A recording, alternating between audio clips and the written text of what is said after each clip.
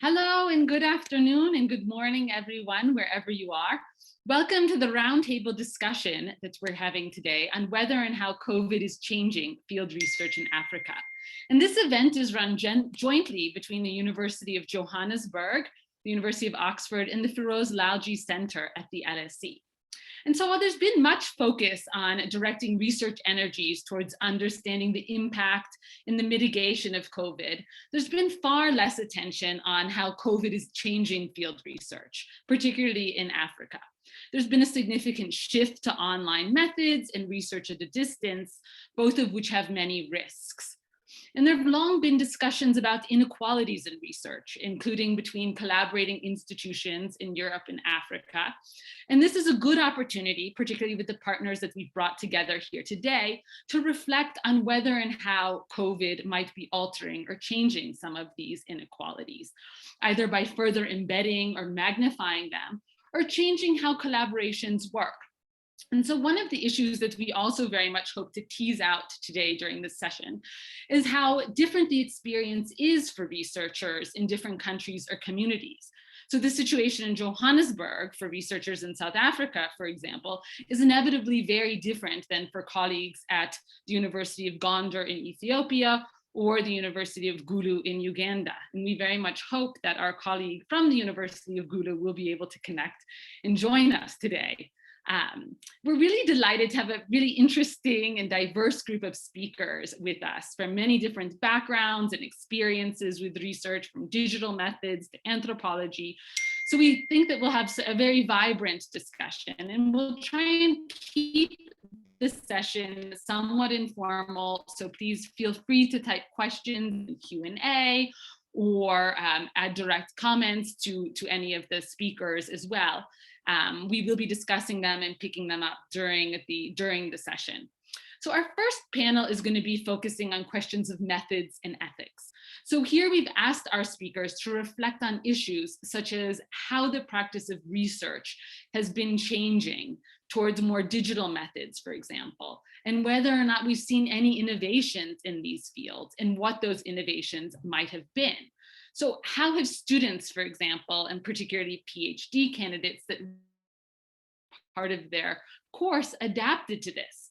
What, for example, are the implications of field research when it's interrupted? And we've seen this in other situations of violent conflict, for example, and now we're seeing it with COVID. What ethical implications has these changing trends had, both on researchers within Africa as well as those outside the continent? So the speakers on this first panel will be starting with Professor Tapiwa Chigonda, who's at the University of Johannesburg here in South Africa. We'll have Grace Akello from the University of Gulu in Uganda, and we hope that Grace will be joining us shortly. We have Duncan Omanga from the Social Science Research Council in the US, as well as Rosemary Okello from Strathmore University in Kenya. So I'm going to turn it over now to Tapiwa, who will just have 5 minutes to briefly speak, and then we'll proceed with the other speakers. And we have Laura Baer from the London School of Economics, who will be a discussant and respondent in handling some of the questions and answers that emerge from this session. So thank you very much and welcome. Thank you so much, Nicole, for those very generous opening remarks, and thank you so much for inviting me to participate in this panel. Good afternoon, everybody. So colleagues, COVID-19 has really challenged the way we approach research generally, especially in the humanities and the social sciences. So, for instance, digital methods of collecting data are definitely now on the ascendancy as a consequence of COVID-19. For instance, your telephonic interviews or virtual interviews via Zoom, Skype, Microsoft Teams, etc. The challenge for researchers, though, is that some research participants might not have access to some of these digital platforms, especially in some of our contexts within the African continent. So which then makes it very difficult for researchers under the current COVID-19 protocols that have to be observed.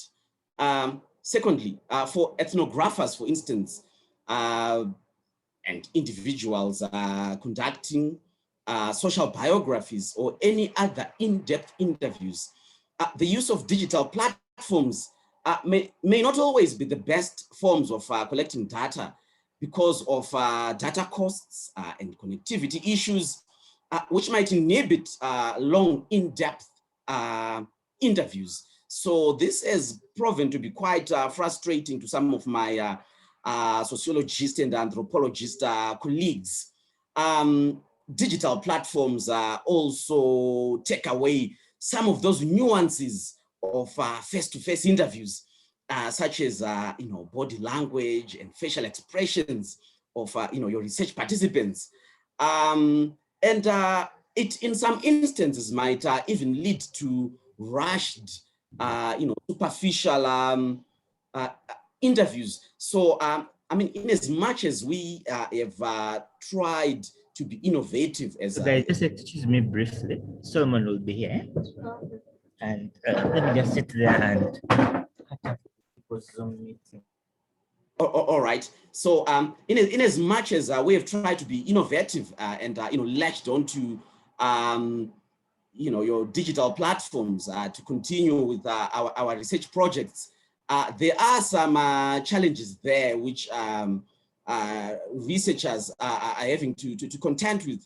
And then I'm very much interested in ethics. So the issue of ethics is also very important now. So ethical considerations in research have been brought to the fore, colleagues, sharply by COVID-19 because researchers have been confronted by the ethical question of conducting research using methods that might involve contact. Now, for instance, face-to-face interactions and participant observation research. So this ethical quandary, even if COVID-19 protocols are to be observed, has led researchers to have a rethink when it comes to data collection methods. And this is where digital platforms have emerged as stopgap measures, which unfortunately are not always as effective as face-to-face interactions, and even risk losing the nuance of face-to-face interviews. And as I've said earlier, might even be susceptible to superficiality in some instances. So written informed consent has now also largely been replaced by verbal consent from my own observations in digital platforms of collecting data, which makes it somewhat easier for research participants to give. However, in the absence of written consent forms and information sheets, sometimes verbal consent makes it difficult for research participants to fully scrutinize the nature of the research that is being conducted. So in general, the space for verbal informal consent gives researchers much needed space to continue with their research projects, even at a distance. And then there's the issue of risk now, so managing risk, especially in face-to-face interactions under COVID-19. So this is a very critical research issue. Its importance cannot be overemphasized. So researchers might be compelled to go into the field and conduct face-to-face interviews or participant observations under the pretext of observing COVID-19 protocols, such as social distancing, wearing masks. However, the danger of infecting others or even getting infected by others from the virus still exists, especially under our current situation in South Africa, where new cases of infections appear to have stabilized between an average of 1,000 to 1,500 cases a day. This is where ethically researchers are put in an invidious position now, because they will have to do a proper assessment of the risks and benefits of their research to the community or communities they intend to research. So under COVID-19, such an aggregated assessment on the potential benefits and risks is always very difficult to make. In research ethics, the advice would be that some risks cannot be totally eliminated, and as such risks are acceptable. That is, if they are minimized and are outweighed by the prospects of potential benefits, and there is available evidence that suggests that the study will be beneficial to the participants or a community. So such an ethical call, though, is in some instances never really easy to make. And I also think that communities which will be involved in the research must be consulted and engaged with when evaluating potential benefits against risk under our current conditions of COVID-19. So I think at this juncture, I might stop here and give others an opportunity to. Thank you very much, Tapiwa. Tapiwa, Thanks. can I just ask a question? If you can just in 1 minute, just tell us. Sure. You're chair of the ethics committee at the University of Yes. Johannesburg in the Faculty of Humanities. So your role and your job is reviewing all of these ethics applications as they come in from students and from faculty. What do you see as the really big change? I mean, what is the major trend that has happened over the last year? Okay, so the major trend is that definitely all the proposals which we are receiving now since March the 26th, when President Cyril Ramaphosa announced the lockdown, most of the proposals which we are getting from both staff and students are suggesting collecting data using online methods, right? So almost every research proposal which we are getting, which requires ethics clearance, is saying that research participants are going to be engaged from a distance, virtually, via Zoom, via Skype. Others are saying they are going to be conducting their research telephonically. And as such, in 2020, actually, our Research Ethics Committee received quite a lot of requests from proposals which we had already reviewed about a year ago. I mean, in instances where data had not been collected. So this is, where a lot of researchers were now saying that because of the lockdown restrictions, they could not conduct face-to-face interviews, and as such, they wanted to amend their projects so that they would be in line with COVID-19 protocols. And this has meant, adopting, digital platforms to collect data. I've also noticed that some projects have been interrupted. So some researchers, especially those who are anthropologists and even some sociologists, they've put some of their research projects on ice because the argument is that they definitely need, face-to-face interactions with their research participants. And as such, digital platforms, telephonic interviews will just not work for them. Thank you, Tapiwa. I'm gonna turn it over to our next speaker, to Duncan Omanga now. But that's been quite a dramatic change, because I think it also raises very serious issues about capacities of different universities and familiarity, including of research staff or academics, with these new methods. So that poses a lot of interesting, very challenging issues. So can I turn it over to Duncan, please? Thank you, Nicole, and thank you, Tapiwa, for those remarks. It's a pleasure to be here, and good morning, everyone from New York. So my role at SSRC, which I will speak to also, is I help run the Africa Peace Network and the Next Generation Social Sciences. So we also support PhD students who are based in Africa, mostly South Africa, Kenya, Tanzania, Uganda, Ghana, and Nigeria. And we've been struggling and grappling with the same issues that Tapiwa has mentioned. However, today I want to speak to the issue of digital tools, both as an object of research and a subject of research, and especially when it is focused on the study of Africa. But I want to say that when we study Africa, and the issue of remoteness is not something that we can consider new.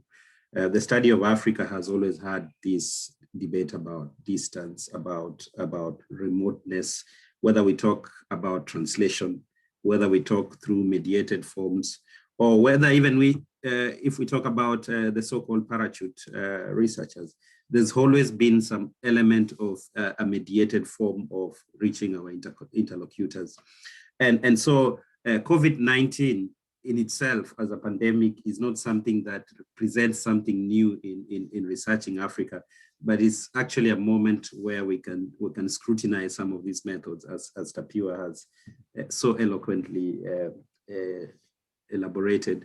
So my role is basically to not so much to speak to which digital platforms, although I'll do that, but to see what do digital platforms do, what do they enable, and what do they, how do they inhibit our research? And so I want to also bring your attention to some of the research that SSRC has been doing. Our President Alondra Nelson led a very interesting project on digitality, human rights, and the issues of data. You can find it on our website. And my colleague also, Tatiana Karayanis, curated a very interesting project on COVID-19 and some of the issues of methods and how they're affecting the field, as we call it. And so one of the things that we know that digital media do and is that they collapse space, time, and sometimes power dynamics, which sometimes affect a face-to-face interaction. So within the context of research, that is how digital media come into play, and that is why schools like Tapiwa's have chosen the decisions that they do in regard to approving proposals. They can also obscure and sometimes erase the performances sometimes associated with actual on-ground research. And so these are some of the advantages that digital methods and mediated forms of interaction can allow researchers, especially in Africa, and even those who are doing ethnographic research. Of course, they also spread conveniences of costs, time, processing, and even storage of data, because when you use digital forms, it's much easier to store this data, to record it, and use it at a future date and stuff like that. And then the conversational logic of digital media, of many to many, allows you access to a lot of information, which sometimes you may not get on a one-to-one interaction. But of course, there are also a few realities that I think we have to consider when we talk about digital media. And before I go to look at some of the challenges which Tapiwa mentioned also, I just want to mention that most of the platforms that I know people are using, apart from the traditional telephone, digital platforms that convene audiences in the most convenient way. For example, WhatsApp groups. I've done research on WhatsApp groups, and I know many of my colleagues who are using WhatsApp groups. They are very popular in Africa to conduct research. Facebook groups are also very popular, or Facebook itself. And sometimes people have even argued that these spaces represent a field. And sometimes it's not useful to draw a distinction between the online and offline, but that is a different debate. I also know that for people who are working with very large groups, Telegram is very convenient. And I know it's very popular in some countries in Africa. And I also know that Twitter is very popular in Kenya, in South Africa, in Egypt, in Nigeria, and also Ghana, possibly why the headquarters of Twitter in Ghana. But then there's a few things we have to think about when we think about some of these digital tools insofar as we collect data. And one of the most obvious one is that the material aspects of this digital media sometimes influence the kind of information that might come through. For instance, the fact that there's a 160 word limit on Twitter, it means that there's a limitation on the kind of expression that might be that might come through. The fact that only 256 people can be in one WhatsApp group, it means that there's already a material inhibition insofar as you can collect data and use these tools. And you can go on and look at some of these material aspects of digital tools and social media. And something else that we also need to pay attention to is that social media tools such as Twitter and sometimes Facebook are easily refracted by cultures of virality, trending topics, and the phenomena of shareism. And these attributes may sometimes inhibit coherent logical discourse if you are trying to do something like ethnography. And it reproduces several vernaculars. And so the people who are very fluent in those vernaculars are more likely to get heard compared to those who have not mastered the vernaculars of social media. And this is something that may give us, for those who are using exclusive digital tools, it may give you a different form of reality, especially if you're making a comparison between what you see online and when you go to the field and you get face-to-face with actuality. Another thing is that social media and the digital media tools, both as a subject and object of research, is very context specific. And it is a factor of culture. It is a factor of specific countries. I know, for example, that in Kenya, for example, Twitter is very common in the urban areas and a particular social category who are mostly likely to be college educated. And then Facebook is actually considered in Nairobi, Facebook is a mass media. It's something that would be equivalent to radio. Almost everyone has a Facebook page and all that. So if you're trying to reach particular people, you have to be aware about all these spaces and where you want to get particular kind of conversations. And all these things are factors of culture, age, social networks, and things like that. And this is something that, as we think about digital tools, especially in the COVID era, we need to pay attention to. For those researchers who are working especially on the political terrain, one of the realities, especially of using digital methods in Africa, is that these spaces are very fickle. These spaces might be here today, not here tomorrow. If, for example, you are working with this WhatsApp group in Uganda and there's this election and then there's an internet shutdown and then you don't have data. That happened to some of the colleagues we know, people who are working on Tanzania, and they were only using digital methods. When the Tanzanian government shut down internet, they basically lost their field. And these are risks that we need to pay attention to. I have friends who are working on Ethiopia, and when the crisis in Tigray began, these people were they were erased from the field. So these are actual risks that we need to pay attention to, even as we think about digital methods.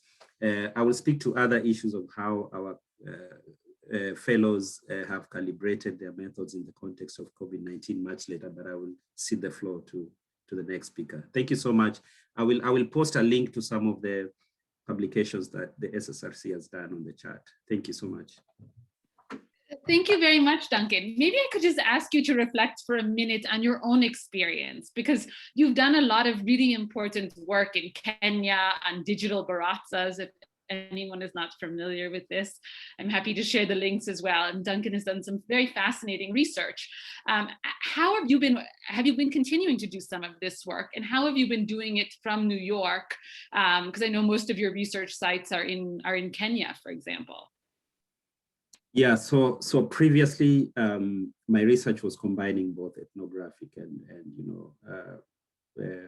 digital methods. So basically looking at discourses online, and then following up those with really deep face-to-face interactions. That has not been possible. We have a project that is ongoing on Facebook and extrajudicial killings in Nairobi, and it's not been easy. Nairobi is on lockdown right now, and we have research assistants who are assisting us. There are ethical issues about when they can do this, if they can meet face-to-face with some of the research participants.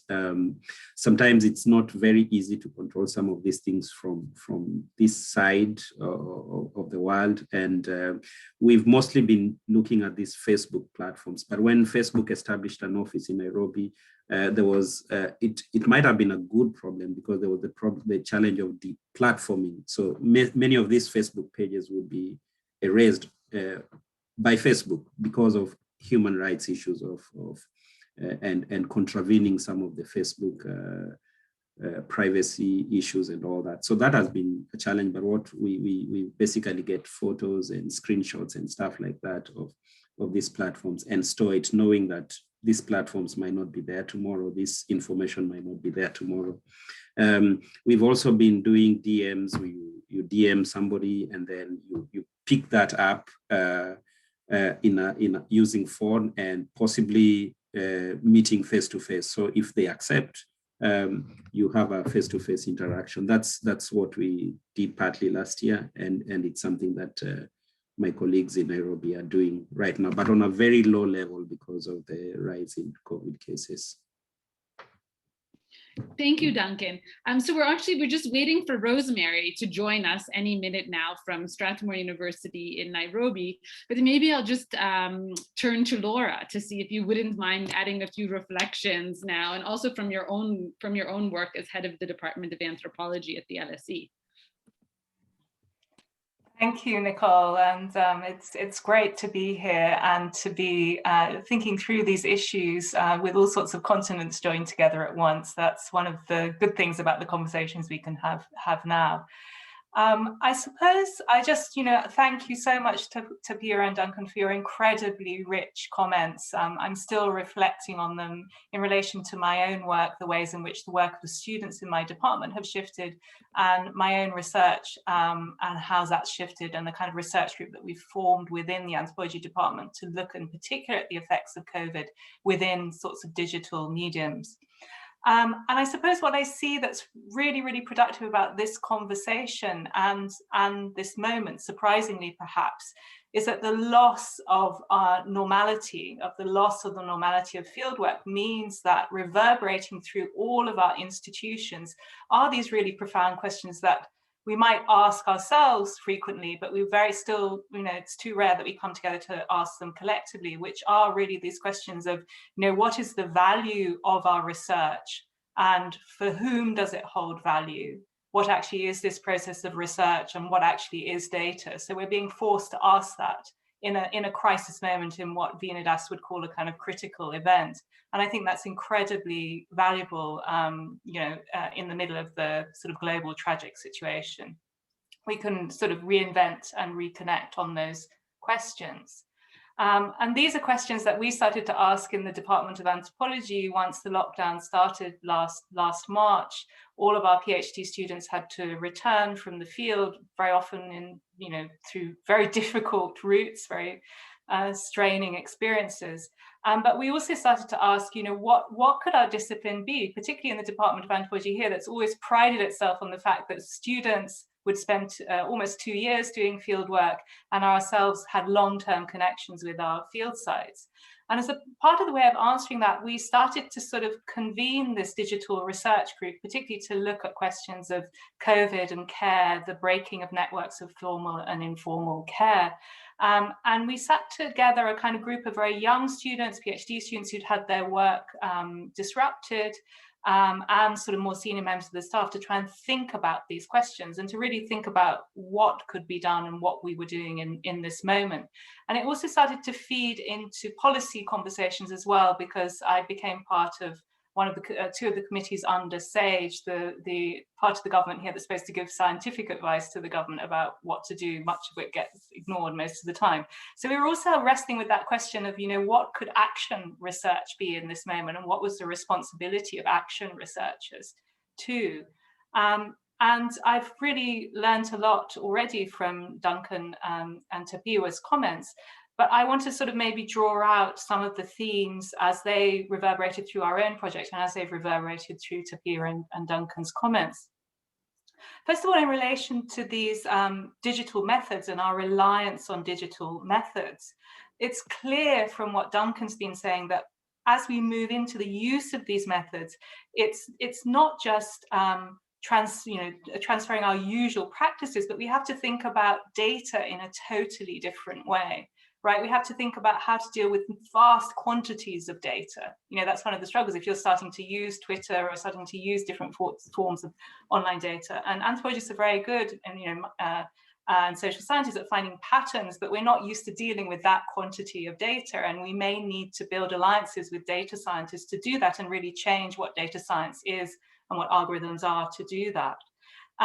We're also, the nature of that data is changing, as Duncan said so eloquently. It is a kind of ephemeral form of data. Your field site may disappear, and it has a totally different quality to it. Each of these agora, each of these public spaces are totally different and have their own norms that we have to come to understand. And we may not, unlike our children, we may not be familiar with them. So that's another sort of challenge for us. Something that we also thought about in our group is, of course, this question of the inequality of these mediums and the ways in which certain activities and certain communities could become hyper visible in this medium, something that both Duncan and Tapiwa have spoken about, and other communities have become totally invisible. And what we did to try and solve that problem was to engage in much more direct forms of participatory research, particularly with young people, and drawing them in through social enterprises to do research within their own communities. They would usually be quite digitally connected, and they could then stretch out their networks to engage with people who weren't at all. And so we used both online and offline platforms to sort of gather evidence in that way and try and get to more invisible, fragile, disconnected groups. And we had a bit of success with that. So we found that old principle of participation, reaching out, continues, and that's still really important, but that there are these new challenges in these digital mediums. Just one other point about the digital mediums, which also I think both Duncan and Tapiwa mentioned, is that in this moment, in the moment of socialization, social intervention, these mediums, these online mediums, are the mediums where communities are being shaped and formed as well. So they are very important to look at in that way as well, and not just as data, but as being the medium of interaction through which communities and also actually policy, in my experience of being on virtual government committees, and bureaucracy is being formed in this moment. So we have to think at that meta level as well about what communities are. Maybe I'll move on to the question of ethics that Tapiwa raised. I think the point about consent in digital spaces is a really, really complex one that we could think about together in more detail. What people think they're consenting to as they tick a form or a survey or agree to be part of a meeting like this. The forms of consent that we negotiate in the field vary from time to time and vary according to the relationality of our encounters.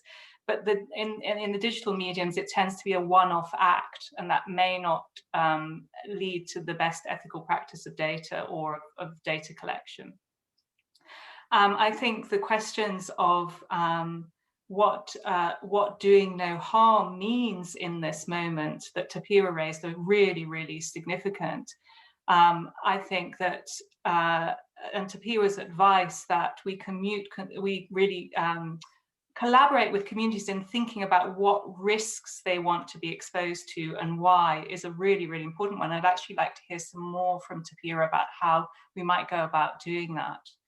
But neither Duncan or Tapiwa managed to get to talking about, and maybe I'd like to ask them some more questions about that, some of the other issues that Nicole raised at the beginning, which are to do with what's happened to our students and what's happened to PhD students, and what's happening more generally to the research on COVID as well. We heard from Tapiwa that students, particularly in anthropology, had adapted to online methods. Our students in anthropology have taken some slightly different strategies. What they've done is they've definitely had their fieldwork interrupted. And what they've then started to do is to engage in very unusual comparisons between a specific field site and either another field site that they would never have thought of comparing with, or with a different period in time, a kind of history, a kind of historical exploration of comparison. And I think that you know, the best anthropology and social science grows from such unexpected comparisons. For example, one of my PhD students was working with young Indian students in Varanasi in India, and he had his fieldwork interrupted. He was looking at issues around attention and the use of the internet. And he started to do research instead with students in the UK and found out that, that there was an intense anxiety about time spent on the internet in the UK that just didn't exist in India at all. And so that raised a whole series of new questions. So people have been forced into these unusual comparisons, and also comparisons back historically as well. So our students, we also need to equip them to do those kinds of comparisons as they shift their sites. They've also really started to, another method of our students have taken up is to think of more theoretical interventions. And this is something that's very common in disciplines such as economics, and more sorts of online experiments as well. So, but the problem is actually equipping the students to do these things. So, so that's the sort of issues around students and how they've been adapting. I just wanted to say a little bit finally about research on COVID, and how that's been shaped by the moment and the problems and opportunities of that. I think that we've got really three things going on in terms of the research on COVID, and I'd really like to invite Duncan and Tapiwa to maybe reflect on this as well from the different positions that they sit in South Africa and in the US, in Washington.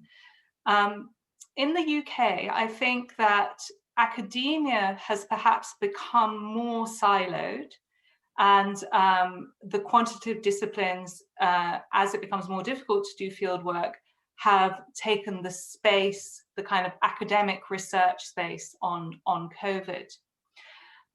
There's been another thing going on in parallel, which is that we've had a lot of funding for the government, these COVID grants, which are supposed to deal with questions of immediate need, of immediate policy impact. And once again, the quantitative disciplines have really taken over that space. And the public health disciplines have taken over that space rather than medical anthropology, for example. But interestingly, in the space of policy, something very different and very dynamic is going on, which is that in institutions like SAGE and the committees underneath it, there's been an intense interdisciplinarity in a kind of problem-solving project, for good or ill. It's not that people always get it right. That has brought many disciplines together in trying to imagine actually what the future of the social sciences could be. And in fact, we've been having a lot of conversations recently about how we're going to train the people who are going to be able to help with policy with the next crisis. You know, how are modelers going to actually speak to social scientists? And so for me, the most exciting lack of siloing that's been going on, surprisingly perhaps, has been in the realm of policy itself.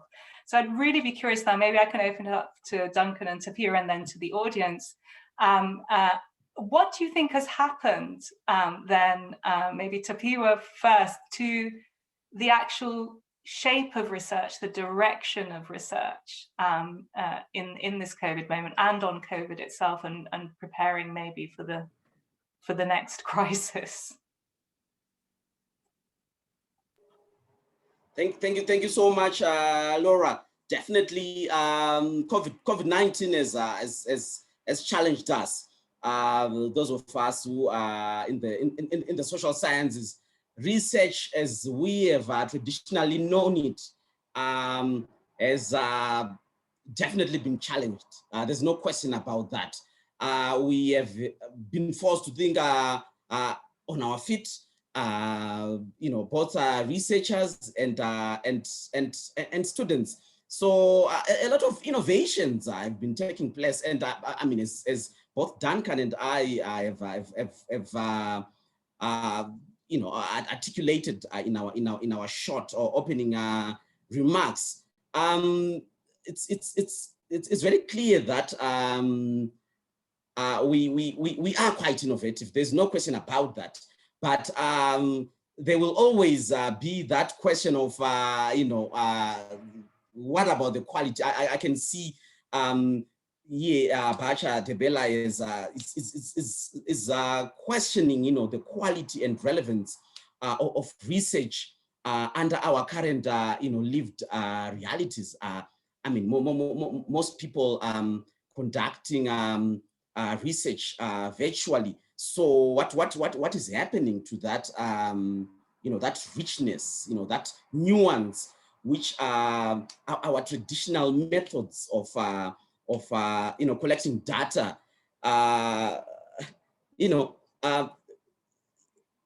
this been affected? Participant observation, face-to-face interviews, and now we are interviewing people telephonically. That nuance, can you still capture it under such a platform? I don't know. That's an open question. What I can see though is the chair of our ethics committee is that research has not stopped actually. So people are still going into the field. Students are going into the field. Various respective researchers from different disciplines are still collecting data, even though it's now being done, digitally. But the question on the quality and relevance of research now, I think it's something which we really need to ponder over moving forward. But I think we definitely do need time to fully reflect on some of the methods which we have now adopted in some instances. Can I just push you a Yes. little bit on this then? Sure. Because I know a number of these proposals as well. So how do you see, South Africa is one of the most unequal societies in the world. Yes. And you have students at the University of Johannesburg, you have academics at the University of Johannesburg who sit in very different situations and circumstances than many of the communities that they do research with or in, for example. How do you see digital tools affecting these inequalities, either making the situation more complex, more extreme? I mean, how is this intersecting into this debate, which is already very, very difficult? I don't know, honestly. You see, so these are some of the issues which each researcher actually has to fully reflect on before they go into the field. If you can't engage your research participants in a face-to-face fashion, or if you wanted to conduct a participant observation, and because of COVID restrictions, you can't go into a community and you decide to interview them telephonically. So even if they might agree, but you need to question yourself as the researcher now. So to say, this particular community which I intend to research on, and quite a lot of our colleagues do conduct studies in some of our poorer communities. So they need to pose that question to themselves. So to say, am I now exacerbating the inequalities that are there between yourself as a researcher, who's most probably a middle class individual, and individuals in those poor communities? You are asking them to be to be on their telephone for 1 hour, 2 hours. You're engaging them. So in most cases, researchers always tell us that they are going to buy data for the research participants. They are going to buy them airtime. They are going to reimburse them. etc., etc. And that's the very reason why I said communities need to be engaged. Actually, I think it's very important. Almost every community has got its leaders. I mean, of course, there are inequalities within these communities themselves. There's no question about that. But what we know for sure is that almost every community has got its own leaders. So this should be engaged actually to find out whether they are comfortable with these innovative methods which we have come up with now to collect data, because definitely research has not stopped as far as I can see. Last year we reviewed over 200 proposals, right? 228 to be specific. So research has not stopped. But then the question is, are we fully engaging those poorer communities where we are conducting our studies to really find out whether they are comfortable with these new methods that are coming in now, where we are expecting them to use technology, where we even in some instances expect them to be technologically savvy. I'm not sure, I don't know, so I mean, these are open questions which researchers really need to fully reflect on before they get into the field. But definitely the quality and relevance has been challenged. The nuance, that nuance and richness, I don't know, but it's something which I think we can look back at in future. And I see there's a question that has been posed on verbal consent here. Yes, we can. Verbal consent can be granted via WhatsApp due to our current lived realities. But as Laura said, it's a complex. It's actually a complex issue. So there you are speaking on the telephone and you are reading out the information sheet to your research participant. So the question is, I mean, have they fully understood what you are saying? Say yes, they might. They will. In most instances, give you that verbal informed consent, but possibly it has to be repeatedly sought, especially if it's a long-term project where you are going to interview someone again and again. I think it's always important to always, I mean, from an ethical standpoint, because it doesn't mean that if we are now using, the digital platforms to collect data, it means that it should compromise our ethical, scruples. It shouldn't actually, best ethical practices still need to be observed. That informed consent, voluntary participation, making sure that benefits outweigh the risks at all time. It always has to be at the back of our minds. Honestly, we cannot. Thank you, Takiwa. I'm just aware that the time is ticking, and I know we have quite a lot of questions in the Q&A, so I just want to make sure that everyone has a chance. Thanks, Nico. You want to take some of the questions?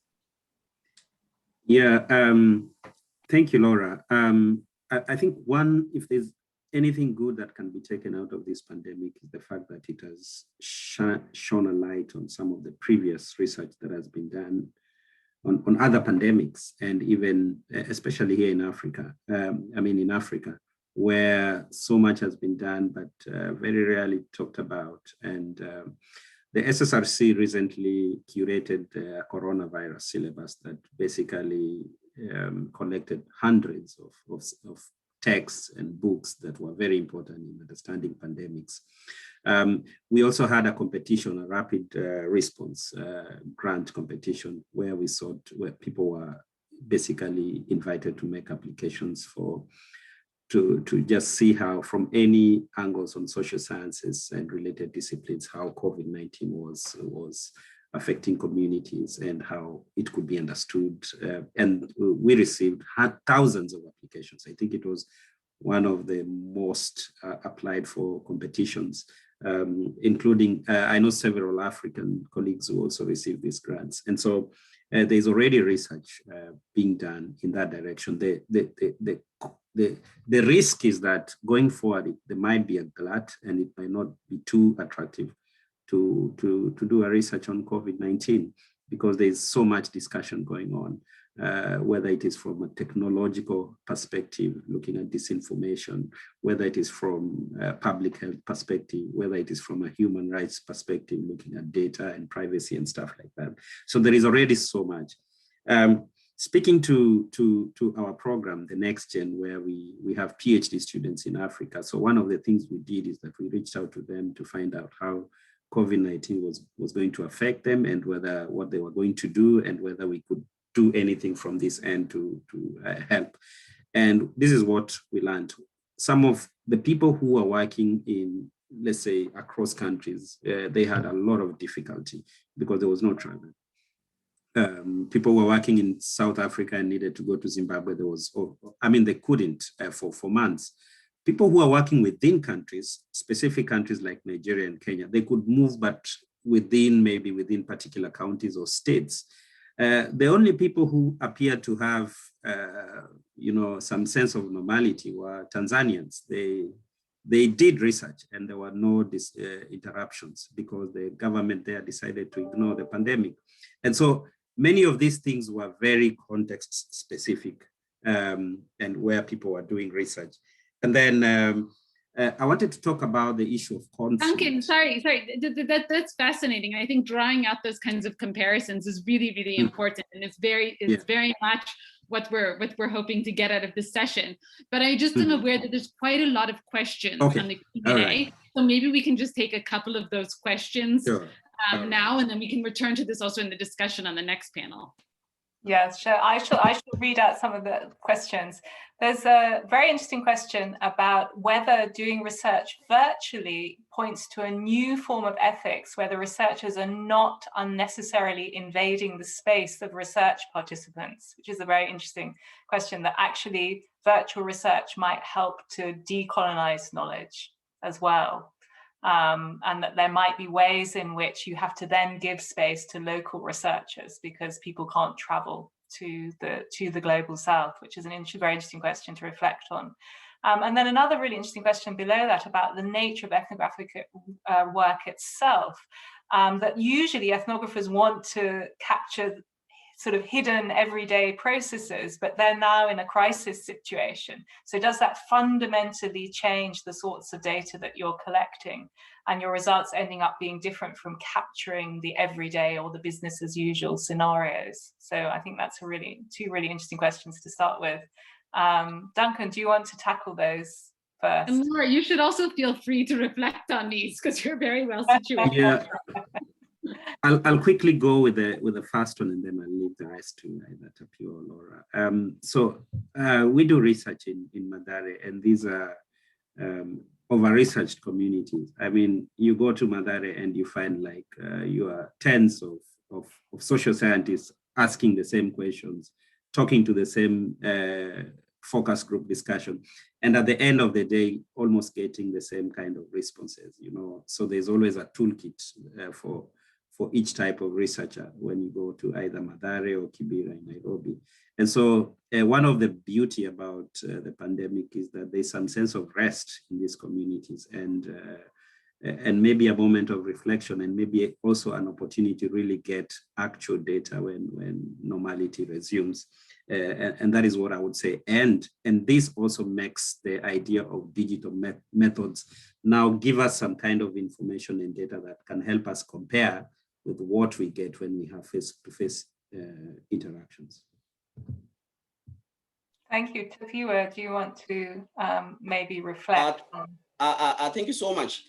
So there's a very interesting question there from an anonymous attendee, on whether we think that research virtually has now pointed to, or is pointing towards the direction of new ethics, research ethics, where researchers are now no longer, invading the space of the locals, and whether this is helping to decolonize knowledge, especially because of these travel restrictions and with scholars from the global north not being able to now come to the global south to conduct some of their fieldwork. So maybe that might be true. But my question would be, well, if our local,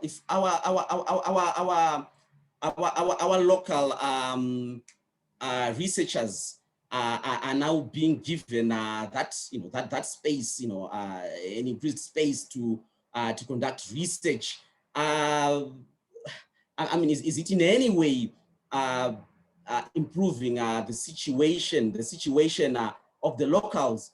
I'm actually not very sure, because these new platforms which we are now adopting, you know, the question is in our poorer communities now, are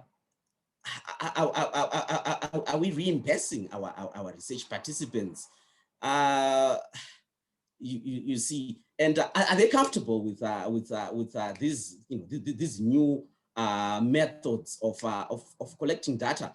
I'm not very sure whether much research has been conducted in our poorer communities to try and find out honestly whether they are comfortable with you know, the digital platforms which we are now increasingly using. So in as much as we might now be, you know, decolonizing that knowledge, scholars from the global south global north, not be in a position to come physically, but still others are still trying to make, you know, contact, actually, you know, to make contacts with local communities. We are still receiving ethics applications from outside of Africa, you know, requesting for permission to conduct, you know, surveys, and even to conduct telephonic interviews with some of our locals. So not managing to conduct fieldwork physically has not actually inhibited or stopped you know, researchers who are from a distance, actually, from still you know, endeavoring to come up with ways and means of doing fieldwork. Because as I have said, you know, research is still taking place, although it is now largely taking place via digital platforms. But there's that question of inequalities now. Yeah, tell me what, that's a great, yeah. The question of inequalities is a perfect, yeah, no, sorry, because I'm just trying to move us on, because our hour for this panel is done, unfortunately, colleagues. So so we're going to move on to the next panel, which is around precisely this issue of transnational collaboration and networks. And so as well, all of the speakers and colleagues that have been on this first panel, you're more than welcome to participate on the next panel. On this next panel, we'll be asking questions around whether or not COVID has encouraged a renewed debate on ethical research collaboration. Some of these questions and issues of decoloniality that were already raised during this first panel. What about a question such as, will vaccine inequality affect the future of fieldwork? So we have colleagues in the UK who are largely vaccinated now, or increasingly set to be vaccinated and perhaps reach herd immunity within the next couple of months, where here in South Africa, colleagues are still waiting for the vaccine to be rolled out beyond healthcare workers. And then the situation is very different in other parts of the continent as well. So there's the issue of vaccine inequality, but also looking at questions about whether or not seminars and we've had the chance to bring together colleagues from around the world is going to be opening up new opportunities for research training, for collaboration, new venues for sharing ideas. Questions around, for example, whether or not COVID is empowering or disempowering certain groups of researchers. So I think this panel is an exciting opportunity to reflect on some of these big challenges around transnational collaborations and networks, and particularly with the partners that we have on this webinar now. It's the perfect space for doing so. So it's my pleasure first to turn to Tim Allen from the London School of Economics, the director of the Firoz Lalji Center, will be speaking first. Then we have Professor Ilva Gumede, who's from head of internationalization at the University of Johannesburg. And then we have Professor Robert Seba from the University of Makerere in Uganda. And we also will have Rosemary Okello, who was due to join the first panel from Strathmore University, will be joining this panel. And then we have Professor Andrea Renda as the discussant and respondent for the panel. So it's my pleasure first to turn it over now to Tim Allen. Thank you, Nicole. I'm very aware that we've got a very loaded second panel. So and also lots of people have said brilliant things, all of which I was hoping to say myself. So I won't say them again. I thought I had about ethics. I just thought I'd throw this in there. There's all these protocols for ethics, but there's also telephones. I mean, we're in a position now where we can subvert ethics in a way that hasn't been possible in the past.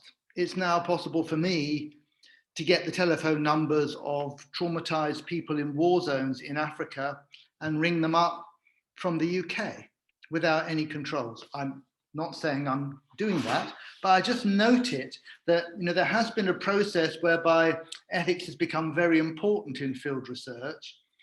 But I think one of the implications of what's been occurring over the last few months is that it's actually possible to subvert those constraints and maybe actually reinforce the power dynamics of research by using technologies to simply bypass mechanisms that try to regulate access to the field. But of course, it also limits the kind of research that you can do.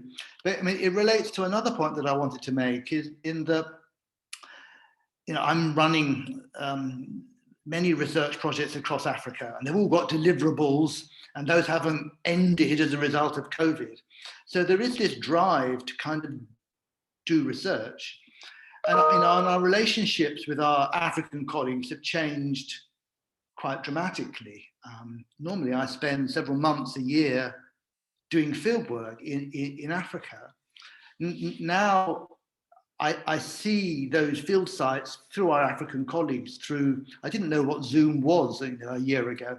Zoom is now part of my life. It's almost like the air that I breathe. And it is truly astonishing the degree to which you can have interviews in the field in northern Uganda or in South Sudan on Zoom, and that's remarkable in all sorts of ways. And of course, with the people who we work with on a fairly permanent basis in Africa, there has been an empowering, I think, of our African colleagues in that they now, much more than before, drive the research and don't have to kind of listen to me wittering on when I go out to Africa and spend time with them in the field. They drive the research, they go out and do the research, they come back and they discuss it with us. So that's changed the relationship. And also they're publishing more. And this relates to the point I wanted to make about kind of the ethics of communications. We have a lot of African colleagues now writing blogs, at what's now the African Institute at the Firoz Lalji Institute for Africa at the LSE. We have a blog site that gets over 1 million hits. I mean, a lot of people read that blog site. So what do I do with African colleagues who are writing fascinating pieces, 1,000 words long, 800 words to 1,000 words long, often really sensitive, interesting material?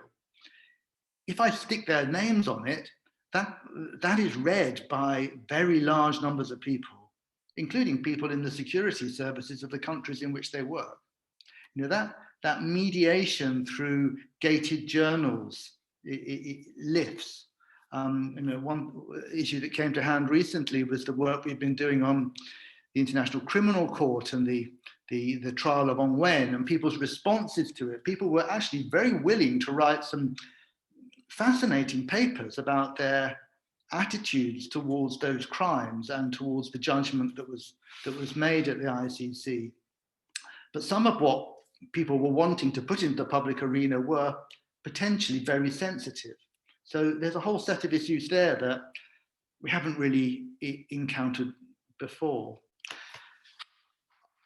I mean, really everything for me has changed this year, not least, obviously, because I haven't been able to do field work, but Zoom has been remarkable. I mean, I've mentioned trying to do research on Zoom, but we've also taught courses on Zoom. I mean, I've actually taught a whole master's program on Zoom to large audiences in a way that I couldn't have imagined doing before COVID. And we ran a course recently on humanitarian protection in South Sudan, where we had rather a large number of participants. And that course is now continuing with reading workshops where groups are coming together to look at articles on a regular basis and discuss them and think about them.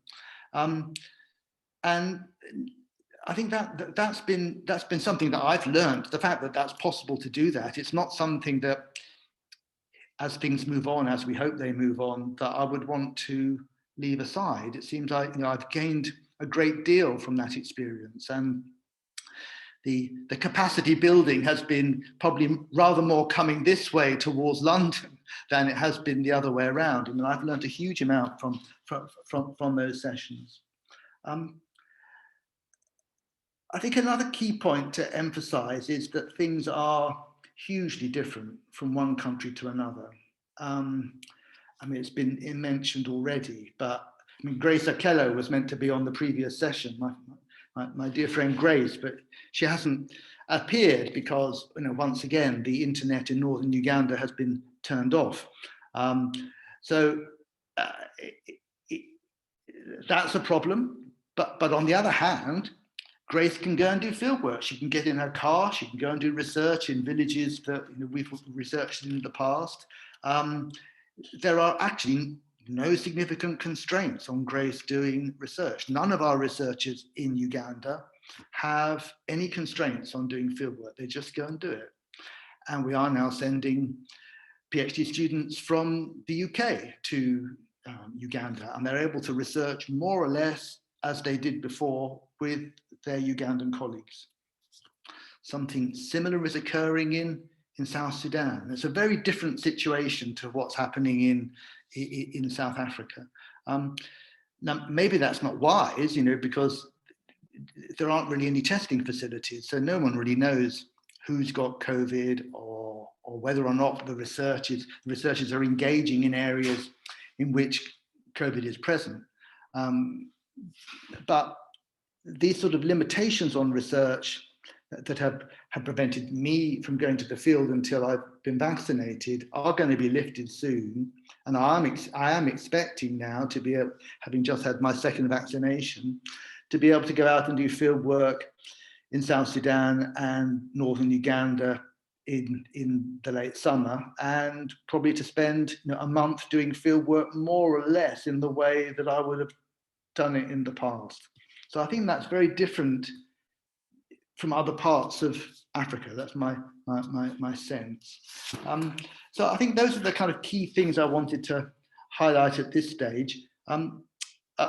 Maybe kind of a question to throw out to other colleagues, and particularly if you've got our colleagues from Sierra Leone here on the line, is that I mean, many of us have done research in areas affected by Ebola. And I think it's interesting to think about how doing research in areas affected by Ebola and working on Ebola has been different to COVID. In some ways, it's a less dreadful, COVID is a less dreadful disease, but the political and social controls associated with research on COVID are very different to Ebola. And I think the long-term consequences, I mean, it'd be interesting to look at the long-term consequences of the research on those two diseases. Thank you very much for that, Tim. And it's very provocative. I mean, we're delighted to hear that you're also getting vaccinated, or you're fully vaccinated, and you'll be able to resume research. But I think I know for a lot of my colleagues also here in South Africa, where the vaccine seems so far off, it's difficult to think of being able to go to South Sudan or northern Uganda and do similar field work. So it's also a question of also, I think, for other African academics researching elsewhere on the continent, and the restrictions that are in place, to some degree travel, but also because of this issue of vaccine inequalities. So I'm going to turn now to Ronald. Ronald, you have 5 minutes, please.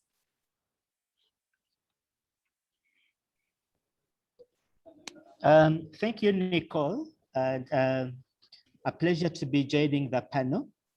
And speaking after Tim, I've always admired Tim and his work in northern Uganda. but I'm speaking to you from West Nile. I'm carrying out field work in the refugee settlements within the West Nile region, trying to explore the conflicts between refugees and host populations.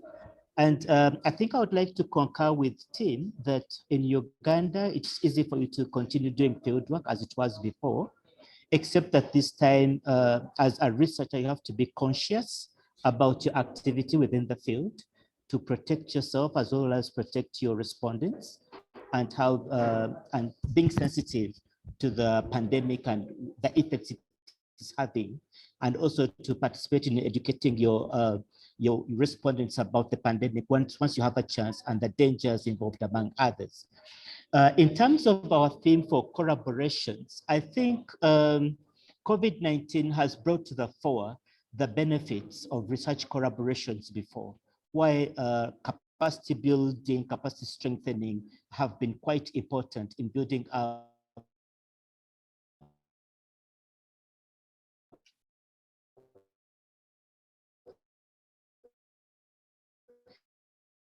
especially the African researchers, to be able to feel the confidence for themselves, to be able to carry out field work, then communicate, and then write about. So I think what COVID has done is to open up the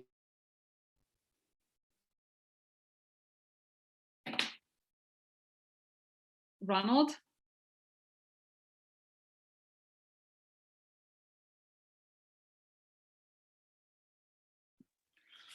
I think that's Ugandan, isn't it? Is Ronald, if you can hear us, maybe you want to turn your video off. It might help.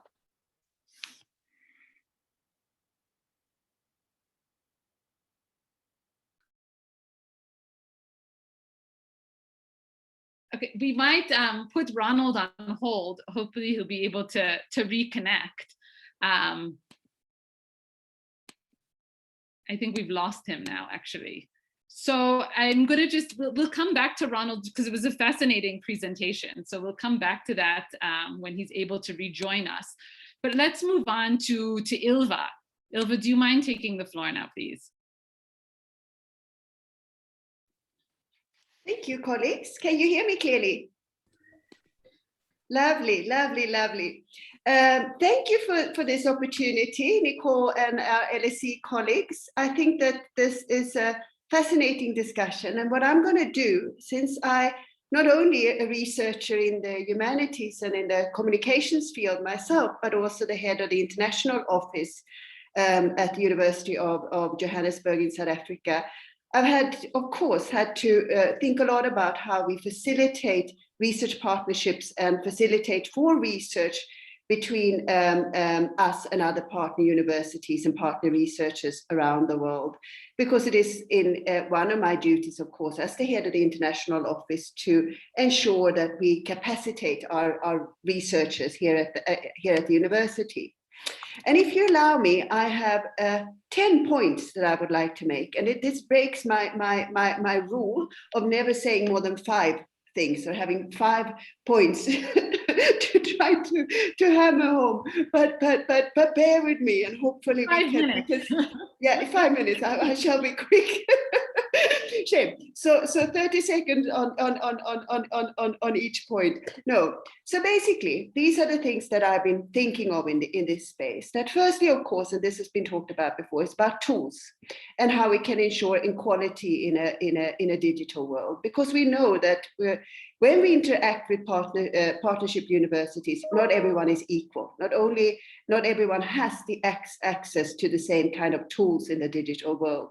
And I've seen it often that, we need to plan for disruptions. We need to find out in advance what tools people are using and how we can facilitate and leverage of the tools that we are utilizing, maybe if we are a better resource partner in a research partnerships, for example, for example.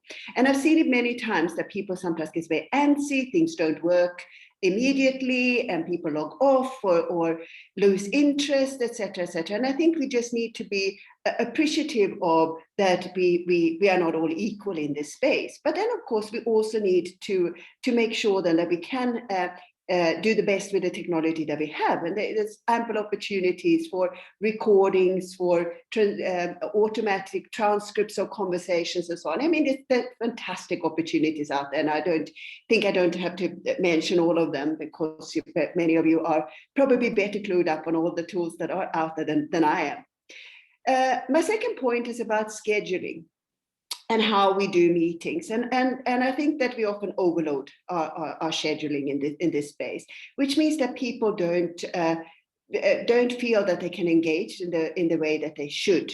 And I think that also sometimes we're battling with time zones, etc., etc. So I think that we need to think about how we schedule meetings, when we do them, and think about our work days in a way that makes sense for researchers and also frees up time for engagements that aren't only the fleeting quick meeting over Skype or Zoom or MS Teams, for example. Also, as we know, and this is my third point, there are quick turnaround times in this space, and that can be a good thing. It means that, whilst I've said that we should space out scheduling so that we don't overload our schedules, I also think that research partnerships can be easily facilitated, or more easily facilitated in this space, because we can schedule more frequent meetings, which might help.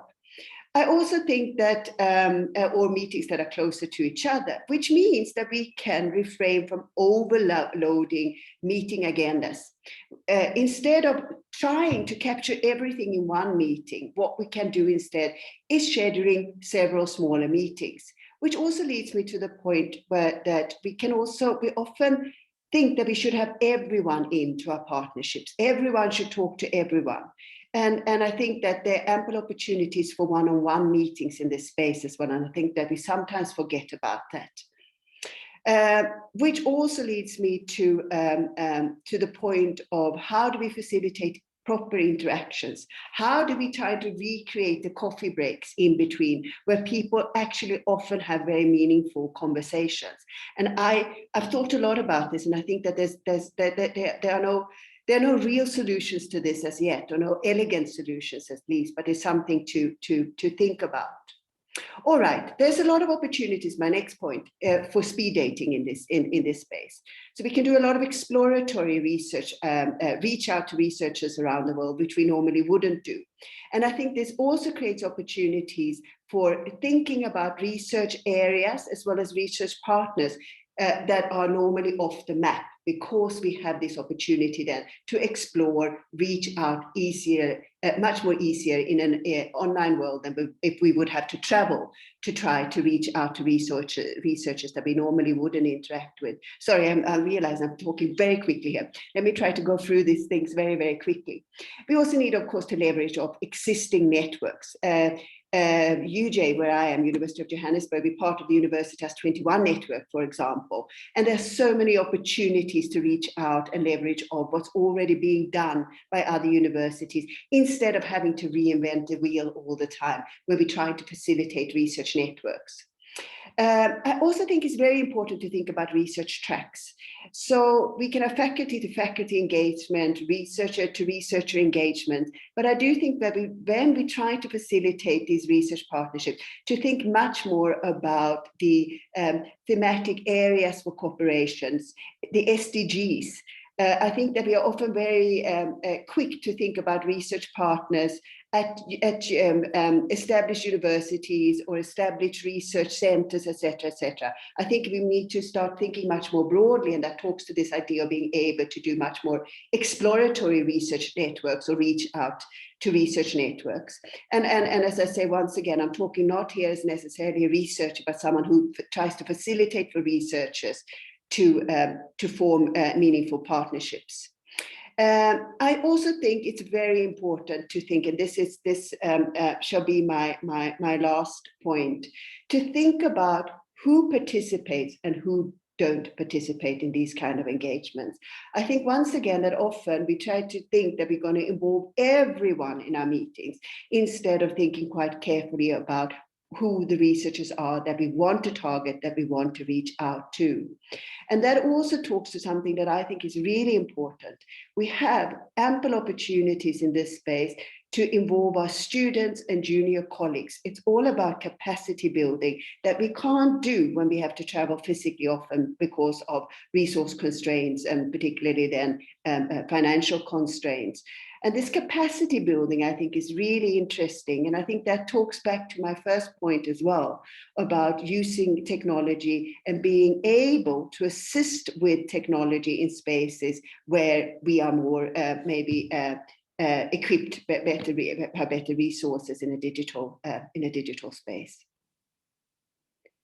Thank you very much, Ilva. I'm going to go back to Ronald, who's joined us again. And perhaps in the questions, you could talk a little bit about some of the innovative approaches that the university is attempting to adopt, because I know UJ had a very ambitious Africa by Bus project, for example, which was really trying to expose undergraduate students to the rest of the continent and would load the students up on buses and drive them through Southern Africa. And my understanding is that had to go virtual. But this raises really important questions about how universities attempt to also meet their goals. UJ is really trying to be an international institution, and it's posed new challenges in the COVID era, but also perhaps new opportunities. So thank you. I'm going to turn it back to Robert now. And Robert, if you want to turn off your video, please feel free to do so. Whatever works best. Let me turn off the video. It will improve the network in a way. I think that's an interesting question. What we see in Makerere, for instance, we see a government engagement in funding research, especially social research in the university, by giving us a grant of, we have a REEF project, we call it a REEF project, where they're funding social sciences to carry out particular research within the country, which was not the case before. So it's very interesting to see government engaging again with the universities and empowering them to carry out research.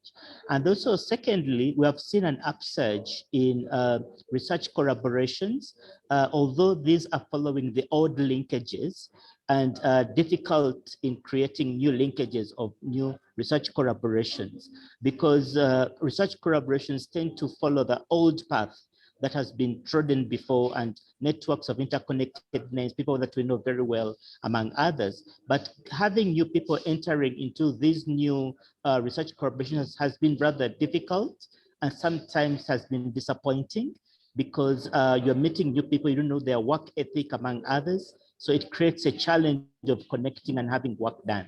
So I think these are some of the challenges that we are grappling with, and then I hope we can be able to overcome. Over to you, Nicole.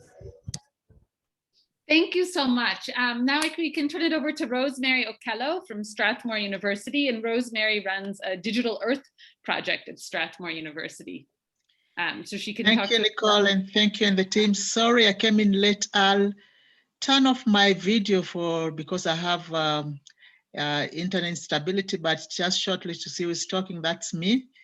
And I was supposed to talk about actually the impact of COVID, but also contribute to ethical approaches and collaboration around the ongoing on the how it has done.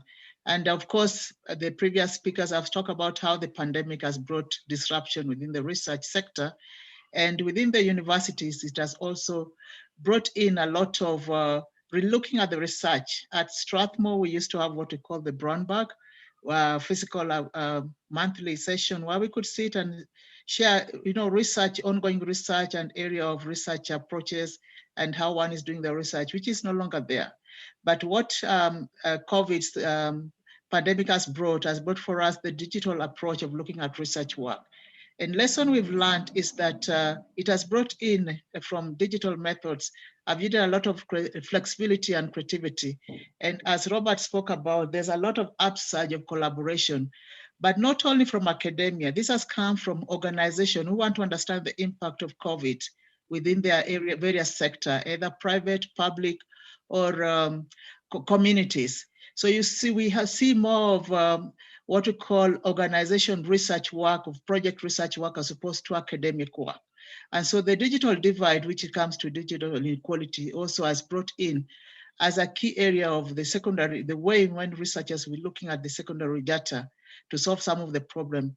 There's a lot of digital divide because they cannot use technology or internet to reach certain areas or to reach certain, get certain voices where they could go face to face and have what we call Facebook group discussion on certain issues, especially like the women, whereby are divided by the digital divide. The pandemic, of course, has transformed the research ethics, whereby as opposed to looking at now we've gone online, online linkages, whereby you don't know whether they're false or truth, but also the way those research is being done by phone calls or by just sending a questionnaire. So ethical approach has become another key issue in this area.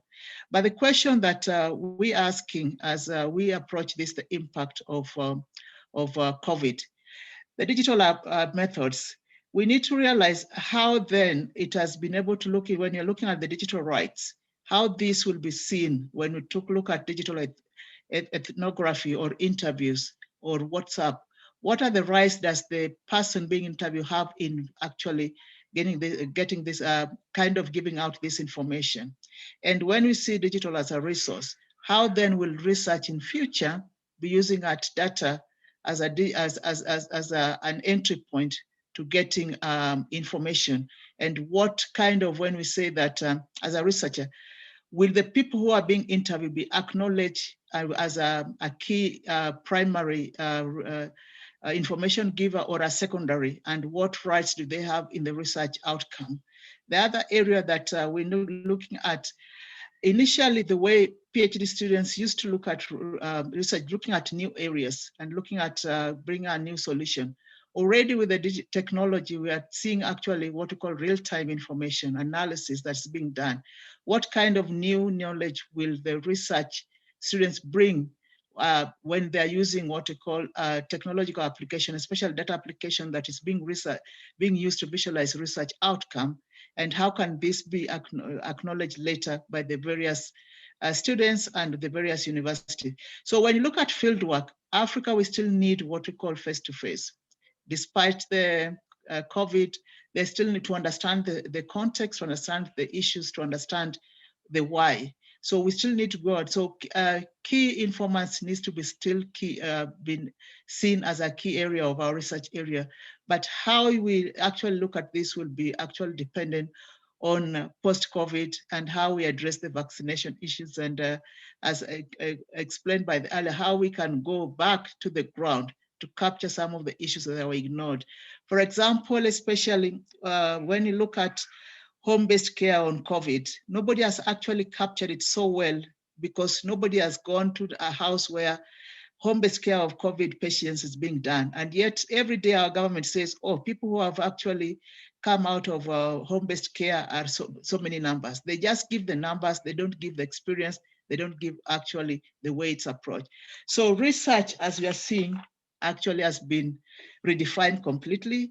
And it's a time we need to look at the methodologies, how we need to capture some of the areas emerging out of these issues. Thank you. Thank you, Rosemary. So can I ask you, as head of Digital Earth Africa then, I mean, have you seen a lot of new researchers coming to you, looking to use your resources? Do you see a greater interest among students at Strathmore or other colleagues in terms of trying to engage with the work that you're doing? Quite a lot, because when we introduced the Digital Earth information under the Africa Regional Data Cubes, nobody knew about them until we carry out training with the NASA in Washington. And after that, they actually started seeing how they could use it to understand the geospatial information around the soil fertility, around what kind of crop they could, but also how they could know the market trends and predict and use the predictability of information. It became a clear indicator that when introduced in 2017, nobody was doing research on data, but now we've got quite a number of students who have come out as experts in this area, and not only within Strathmore, but also other institutions, because we are carrying it in 5 countries, Senegal, Sierra Leone, Tanzania, and Ghana and Kenya. So we've seen how even among the public sector, they've used it for public information and real-time analysis of issues affecting the country.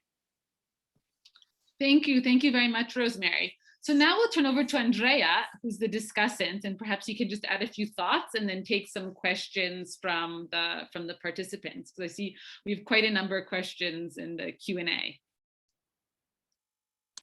Thanks a lot, Nicole.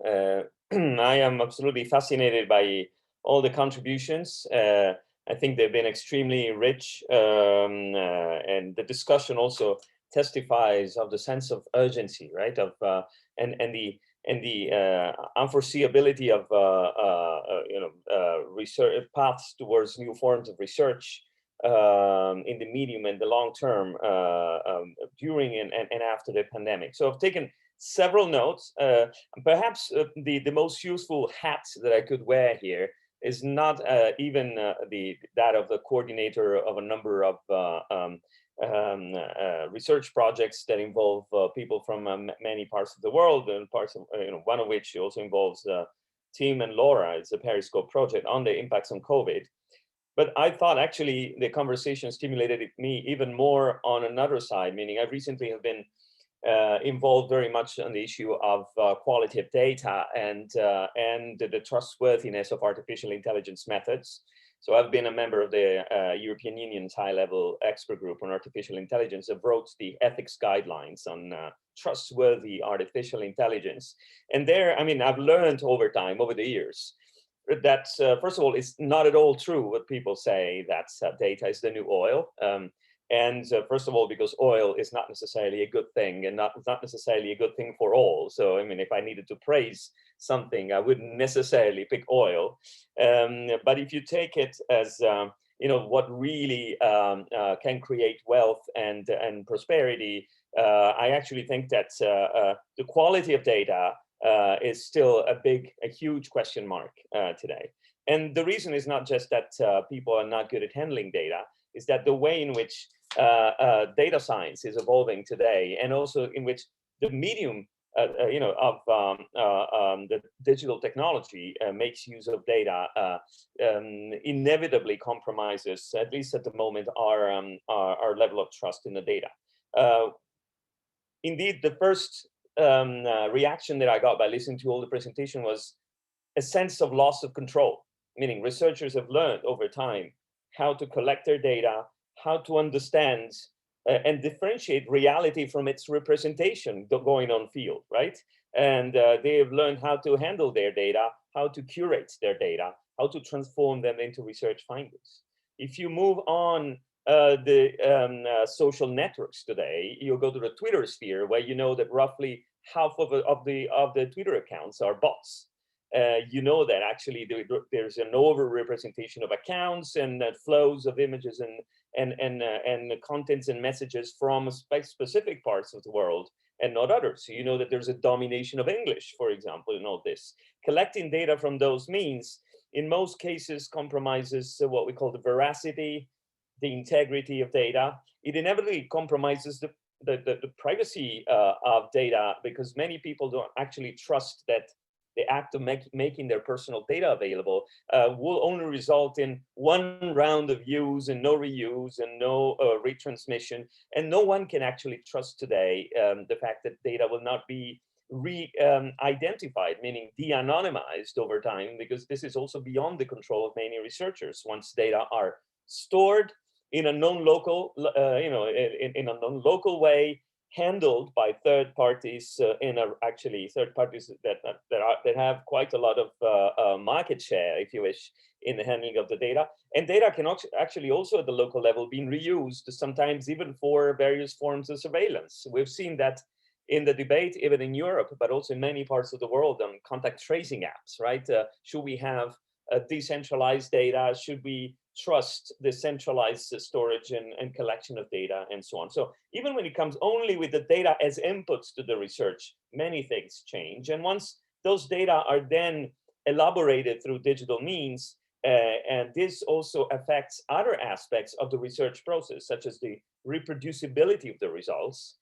Many of the representations through digital media and many of the data collection through digital media is unique to the user because of this huge process of mass customization that digital technology realized, which means in most cases it's actually very difficult to for someone who's reviewing the quality of the research to verify whether the data are reproducible, whether you can trust the findings, whether the digital means that are used to process the data are actually explainable in and of itself. We've had, even in evidence-based research and evidence-based policy at the same time, an increasing epistemic risk, meaning of really distancing from apparent findings and suggestions and the impossibility to explain them, right? Because the means that are used to elaborate this data, for example, through machine learning or deep learning, leads to forms of analysis that are almost impossible to replicate.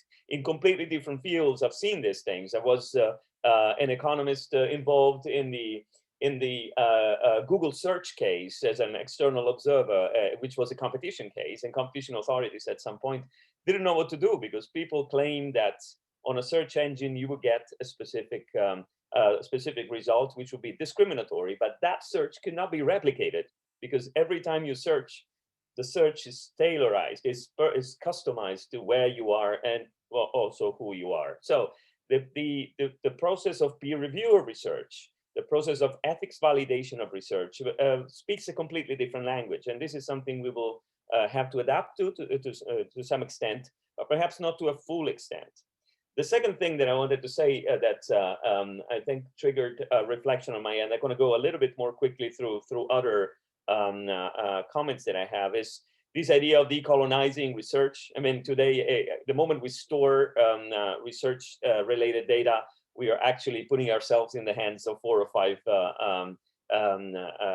companies around the world. And at the same time, there has been, in particular, during the last 2 or 3 years, a push towards creating localized data cooperatives and the ability of managing data at the community level, at the local level. But these obviously, from agriculture to other fields, faces the obstacle of skills, the obstacle of access to connectivity and digital literacy more generally, but it's potentially a decentralized source of future data for research that, in my opinion, will become more and more important over time. People like, I don't know, Stefan Verhulst and NYU GovLab, or other people, Thomas Harjono at MIT, are doing a quite fascinating work in this space. Now, obviously, if you believe UNESCO, that you would need to perhaps doubt that in the future, in the immediate future, data cooperatives and digital techniques in research could be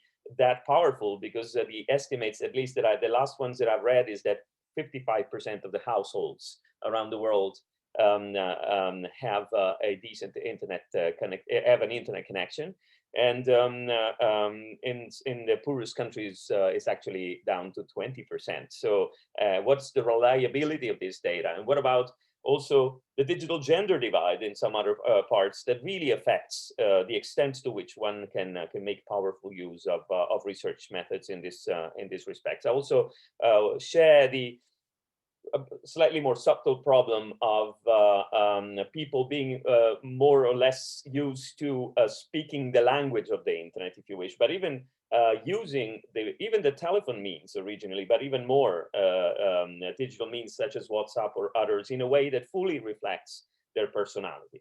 There is another element that I haven't heard that, in my opinion, is more contingent but still important. During a time of a pandemic, if you do field research, and especially if you try to do field research through digital means, you inevitably incorporate the anxiety and the short-termism of the people that will be responding to your questions, perhaps in a way that is different from having a face-to-face, in-person possibility of communicating and really singling out, so perhaps the more permanent elements that you would like to investigate in field research.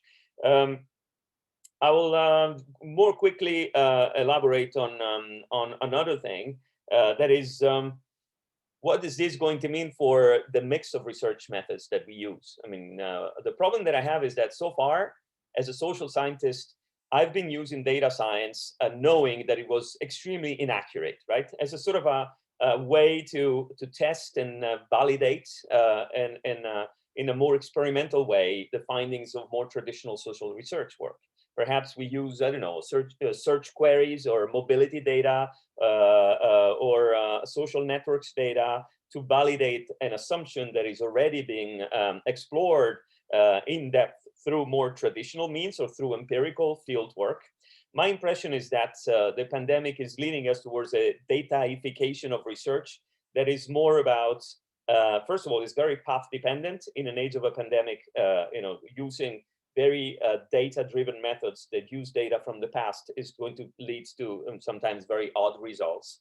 And second, it's also based on a lot of simulation, which is typically very inaccurate. If you think about taking social media or data and using, I don't know, modern techniques to do topic modeling, for example, unsupervised learning to navigate through this text and trying to find clusters of topics or arguments, you find that this is a very nice toy, but as of today, the reliability of those findings is actually very far from the accuracy and reproducibility of real field work. So what are there positive aspects? Probably yes, we can do things at a much broader scale, and perhaps over time we will learn how to use, for example, gamification or different forms of interaction between individuals that sort of try to help them express specific sentiments, feelings in a way that is as neutral as possible. So gamification experiments could potentially be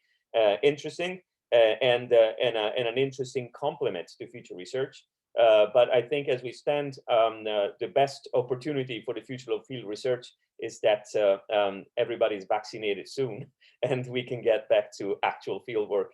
I wouldn't, despite the fact that I work very much on digital technologies, I'm not as crazy as to, really overpraise their potential as alternatives to the research that we've been doing so far.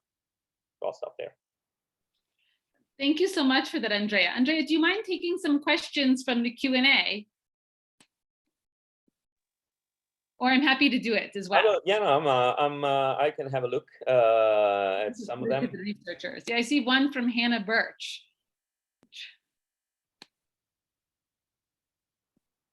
Are people ready for us to go back to research? Well, this is a little bit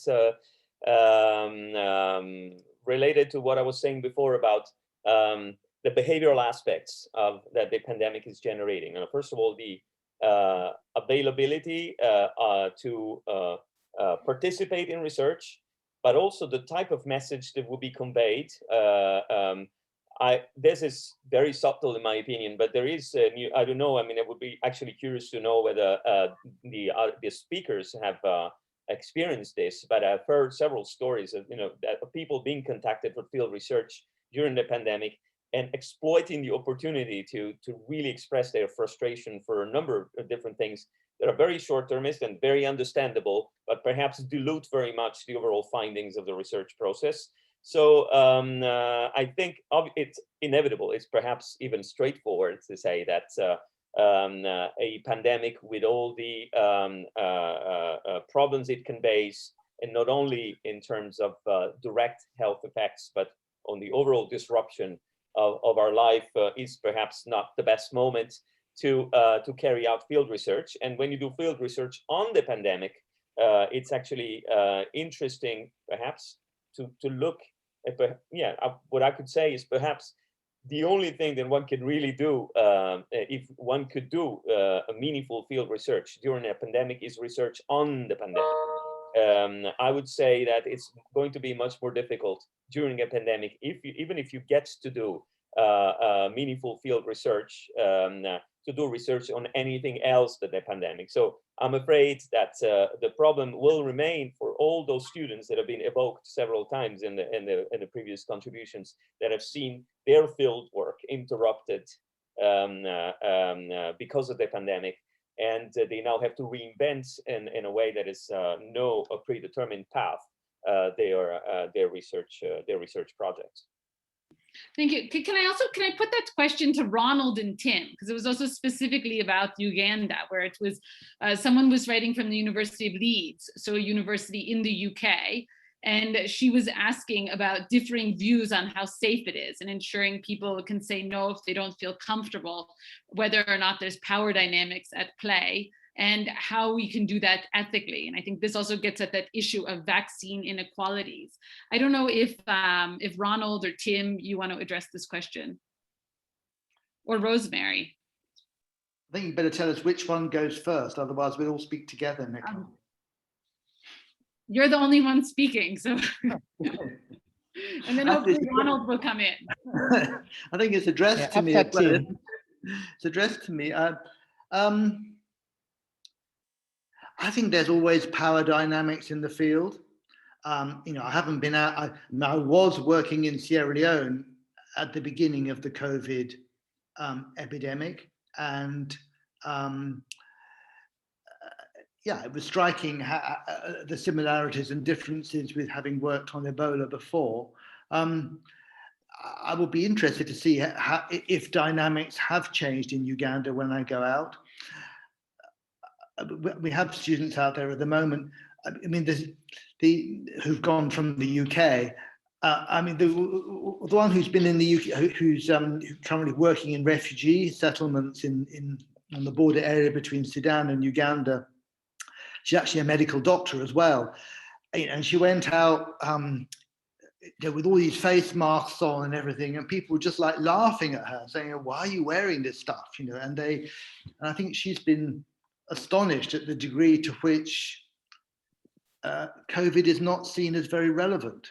Almost like the opposite of what Andrea was saying. They're much more concerned about other things like malaria and clean water and justice and accountability and violence and all sorts of other things. So I think that's maybe something we haven't discussed, the degree to which we're operating in a world in which COVID seems overwhelming, but for many very poor people particularly in insecure areas, perhaps, it pales into insignificance compared with other ongoing concerns. I mean, maybe the question is also about, who was it? Was it Hannah who asked the question? The safety of people who want to go out and do it. I mean, I know universities are taking a different view on this. I mean, it's interesting that the School of Hygiene, the School of Hygiene and Tropical Medicine, had people on the ground working on Ebola when it was occurring in Sierra Leone. And should there be more stringent requirements for working in an area affected by COVID, or possibly being affected by COVID, because there's not even data to know whether it's affecting areas or not in many cases, compared with Ebola. So I mean, I suppose my feeling is there's always power dynamics, and we have to find a way of negotiating it. One last point is that generally, my experience of people I've worked with in Uganda and South Sudan and Sierra Leone and elsewhere is if people don't want to talk to you, they're pretty clear about it. And the power dynamic is not such that if people don't want to talk to you, they will be willing to do so. So I wouldn't, you know, while it's a very important issue to think about, I wouldn't want to underestimate the capacity of people to say no. Ronald? Thank you, Tim. It's just basically to affirm that power dynamics definitely exist and within the field work, and people have the capacity to either say yes or no, but it would dynamically change on which side of the question you were, or the power dynamic. If you are a researcher from the university, maybe yes. If you're coming in from a donor agency, then the questions will slightly change depending on what the people are looking at and expecting from you. And so whom you represent also matters within the fieldwork, and what are the likely or unlikely benefits that they may get from you. And secondly, you also have to be aware of the power dynamics in the context of where you are going. Where I am in West Nile, we have power dynamics between two districts, and each are fighting over a border and fighting over taxes. So the issue is where you come from will determine whether you get an answer to your questions or not. So you also have to be aware as a researcher of the power dynamics at play within the field where you are, and also how to navigate these is quite very crucial and important during field work. Over to you, Nicole. But could I just ask a follow-up question? I mean, is it different? Is it different in West Nile in the wake of COVID to what it was before? I mean, that's I think will be a really interesting insight. I mean, has it changed as a consequence of COVID, or are the points that you're making, relevant generally to doing research? It has changed in the consequence of COVID. For instance, one of the questions was around where do we put the quarantine center for COVID-19? Is it on our side of the district or is it on the other opposite side of the district? So you either have it on both sides of the district or you don't have it at all. So those are some of the intricate issues that you have to deal with. Thank you. Thank you very much for that. Can I add about, yes, the power dynamics, the various, during the COVID, the power dynamics also have come from the authority, whereby you cannot go into a certain area without proper access and proper letters showcasing that the research you're going to do is relevant. So you have to be given authority. So the lockdown actually has made many students not to actually travel in area they could do research. So they rely on either being given authority or doing it online. And this is why we say the mobile phone is becoming a key indicator and a key tool in doing the research. The other power dynamics is being given an authority letter from the Research Institute Commission to be able to travel to the field, to actually, once you arrive there, then you also have to meet also the authority on the ground to give you a letter, because if they say you don't know whether you're coming, what you're getting is security information. You have to give an authority to be able to do the research in the field. The lastly is about the power dynamics, about the community seeing you.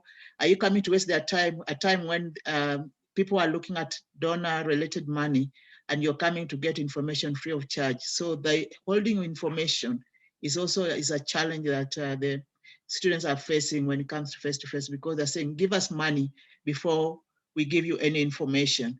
And there are areas where civil society and other donors give them money to have what we call a group discussion.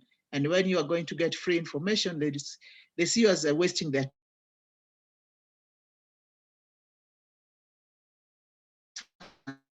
time.